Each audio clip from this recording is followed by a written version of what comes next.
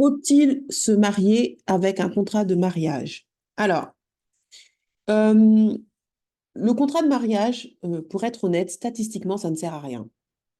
Statistiquement, c'est prouvé que la plupart des gens qui font des contrats de mariage, ça augmente les chances de divorcer entre 60 et 80%. Pourquoi? Tout simplement parce qu'en fait, les gens qui se marient avec des contrats de mariage, c'est qu'à la base, ils savent très bien qu'au fond d'eux, c'est pas la bonne. Mais ils se disent, de toute façon, si on divorce, c'est pas grave, j'ai un contrat. Maintenant, il est très probable que si vous êtes mère célibataire et que vous rencontrez un homme qui a des biens, il est très probable qu'il ne vous épouse pas sans contrat de mariage. Moi, de manière générale, je ne suis pas pour les contrats de mariage parce que je pense que déjà, je suis pour l'hypergamie.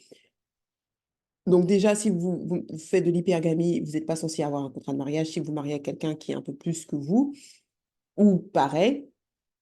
Et de deux, si vous mariez un contrat de mariage, ça veut dire qu'il y a quelque chose qui ne va pas. Soit ça veut dire que c'est un homme qui a des enfants, donc à la rigueur, je dirais à une mère célibataire, si elle rencontre un homme qui a des biens et qu'elle me pose la question, est-ce que j'accepte le contrat de mariage? Dans ce cas de figure, oui, parce que la mère célibataire n'est pas en position de force et que ce monsieur doit avoir un gestionnaire de patrimoine qui va lui dire de ne pas l'épouser sans.